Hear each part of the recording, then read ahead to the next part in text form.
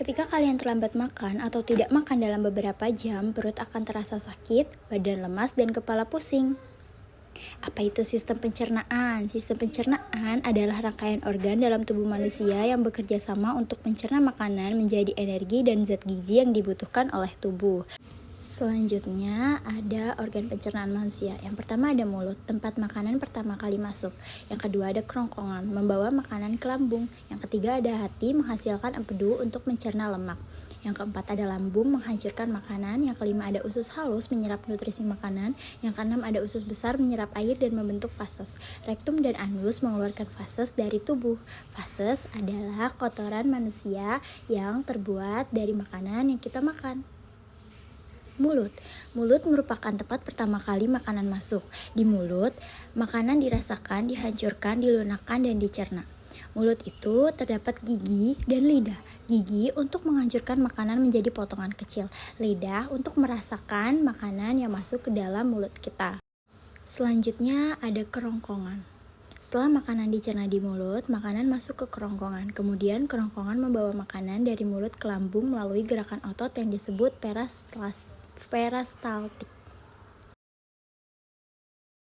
Yang selanjutnya ada lambung. Lambung berfungsi menghancurkan makanan dengan enzim dan asam lambung. Enzim menghancurkan karbohidrat, lemak, dan protein yang terkandung dalam makanan, sedangkan asam lambung membunuh kuman dan bakteri yang ada pada makanan. Setelah dihancurkan di lambung, makanan akan berbentuk seperti bubur. Selanjutnya ada usus halus. Makanan yang berbentuk bubur akan memasuki usus halus yang terdiri dari 3 bagian, yaitu usus 12 jari, jejunum, dan ileum. Usus halus akan menyerap nutrisi dari makanan dan mengubah menjadi energi.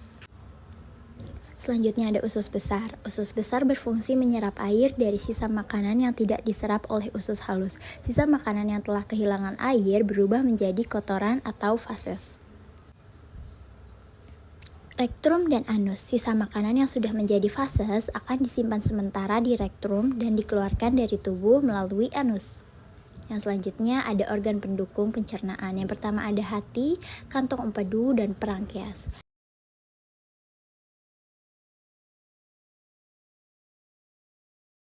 Nah, selanjutnya ada proses pencernaan manusia. Yang pertama, makanan masuk dan dihancurkan di mulut. Yang kedua, kerongkongan membawa makanan menuju lambung. Makanan dihancurkan menjadi bubur oleh lambung. Bubur makanan diserap nutrisi oleh usus.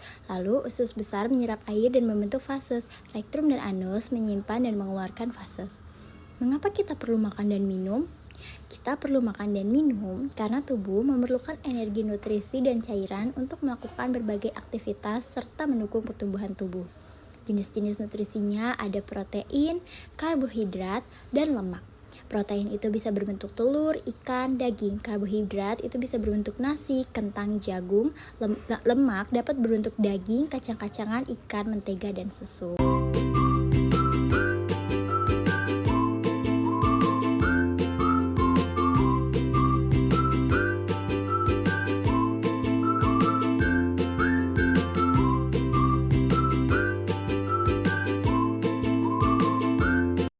Kita dapat menjaga kesehatan sistem pencernaan. Yang pertama, makan makanan bergizi seimbang. Hindari makanan terlalu berminyak atau pedas. Mengunyah makanan sebanyak 32 kali dan secara perlahan. Yang keempat, minum air putih yang cukup dan olahraga yang teratur. Sistem pencernaan sangat penting untuk mengolah makanan menjadi energi dan zat gizi bagi tubuh agar dapat melakukan berbagai aktivitas serta mendukung pertumbuhan tubuh. Hai teman-teman, kemarin kan kita sudah membahas pencernaan makanan dari mulut ya. Setelah dari mulut, makanan kita menuju kerongkongan. Kerongkongan adalah suatu saluran seperti tabung sepanjang 20 cm yang menghubungkan antara rongga mulut dengan lambung. Di dalam kerongkongan terjadi gerakan peristaltik, yaitu gerakan meremas-remas yang dilakukan oleh dinding kerongkongan untuk membuat makanan terdorong masuk ke dalam lambung. Berarti tujuan selanjutnya ke lambung ya, Pipo? Betul, Bol. Lambung adalah bagian dari organ pencernaan manusia yang paling elastis. Lambung berbentuk seperti kantong dan terletak di dalam rongga perut sebelah kiri atas. Di dalam lambung, makanan mengalami pencernaan secara mekanis dan kimiawi. Pencernaan mekanis dilakukan oleh dinding atau otot lambung yang meremas dan mengaduk makanan. Pencernaan kimiawi dilakukan oleh getah lambung yang dihasilkan oleh kelenjar getah lambung. Getah lambung mengandung enzim pepsin, enzim renin, dan asam klorida. Enzim pepsin berfungsi untuk memecah protein menjadi pepton. Enzim renin berfungsi untuk mengendapkan protein susu menjadi kasein. Asam klorida atau HCl berfungsi untuk mengasamkan makanan dan membunuh kuman yang masuk bersama makanan. Nah, habis ini makanan kita pergi ke toilet ya? Hihihi. Ah, kamu ini belum, Bol. Selanjutnya, makanan dicerna di usus halus dulu. Usus halus merupakan usus terpanjang dalam saluran pencernaan karena panjangnya mencapai 6 hingga 7 meter. Di dalam usus halus terdapat cairan khusus yang membantu penyempurnaan pencernaan makanan. Oh iya, usus halus terdiri dari 3 bagian, yaitu usus 12 jari, usus kosong, dan usus penyerapan. Apa aja ya fungsinya? Usus 12 jari atau disebut juga duodenum memiliki panjang kira-kira 25 cm. Usus 12 jari mencerna makanan dengan bantuan getah pankreas dan getah empedu. Getah pankreas dihasilkan oleh kelenjar pankreas. Getah pankreas mengandung enzim-enzim berikut.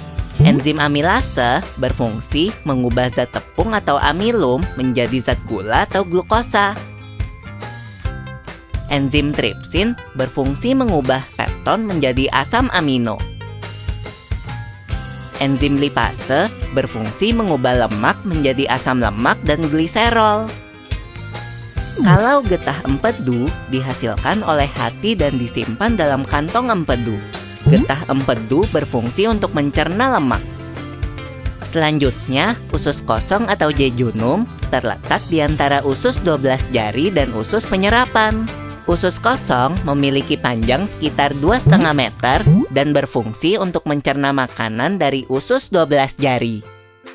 Terakhir adalah usus penyerapan yang merupakan tempat penyerapan sari-sari makanan. Di seluruh permukaan dindingnya terdapat ujung-ujung pembuluh darah yang menyerap sari-sari makanan.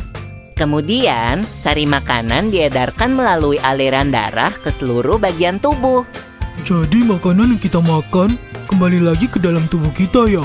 Iya, Bol. Habis itu, sisa makanan yang dicerna masih berlanjut ke usus besar. Nah, usus besar berfungsi menyerap cairan, vitamin, dan mineral dari sisa-sisa makanan yang telah diserap oleh usus halus. Pada usus besar, terdapat bakteri yang berguna untuk tubuh bernama E. coli yang berfungsi untuk membantu proses pembusukan sisa makanan. Proses pembusukan sisa makanan akan menghasilkan kotoran atau feses yang kemudian dikeluarkan melalui anus. Oh gitu. Nah, gimana dengan mulus? Itu disebabkan oleh apa ya, Pipo? Organ terakhir yang bernama rektum adalah ujung muara dari usus besar yang berfungsi sebagai tempat penyimpanan feses sementara. Ketika rektum terisi penuh dengan feses, maka saraf akan mengirimkan respon kotak yang menimbulkan rasa ingin buang air besar. Anus adalah lubang di bagian bawah pantat yang berfungsi sebagai tempat keluarnya feses dari tubuh. Jadi begitu ya, seluruh proses pencernaan dalam tubuh kita. Iya, Bol. Seenak-enaknya makanan yang aku makan, ujung-ujungnya untuk dibuang lagi. Tapi ingat, kan ada juga sari makanan yang menyebar menjadi energi untuk tubuh kita. Betul juga ya. Oh ya, Pipo, ngomong-ngomong soal pencernaan, kamu pernah sakit perut gak? Tentu saja, Bol. Kenapa ya perut kita bisa sakit? Nanti akan kita bahas bersama di video selanjutnya.